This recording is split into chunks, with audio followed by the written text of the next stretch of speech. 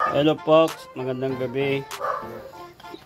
Itong kapitbahay namin nagtanim ng sibuyas. Ngayon nilagay niya dyan. Nagtataka siya.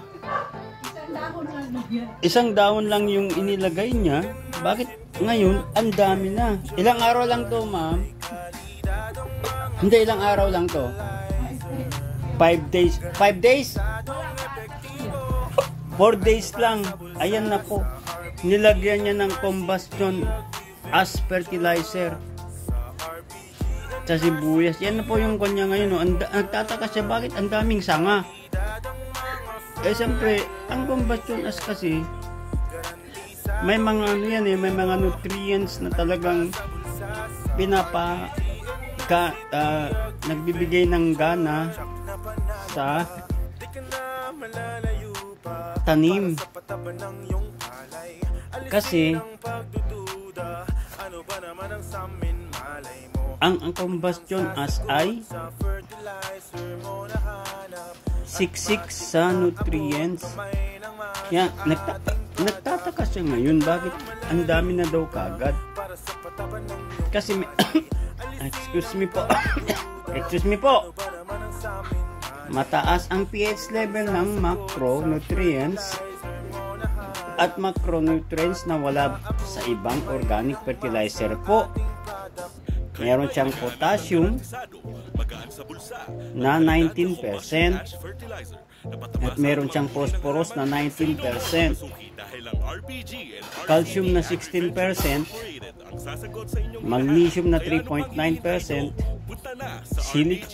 silica na 2.7%, at meron din siyang kasamang sulfur na 3.3%, at saka zinc na 0.3%. Meron din siyang boron na 278.5 ppm, copper na 529 ppm, iron na 0.5%, manganese na 0.32%, at saka molybdenum 40.7%. Yan po. Kaya siya nagtataka ngayon.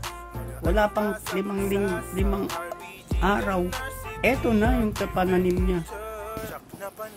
Ibig sabihin lang po na talagang mabisa ang combustion as fertilizer. Kaya ano pang hinihintay nyo, mga kapamilya, ka-farmers? Subukan nyo na ang combustion as fertilizer. Okay po, hanggang dito na lang. At kung meron ka mga interesado dyan, i-PM nyo lang ako o kaya i-message nyo. Thank you.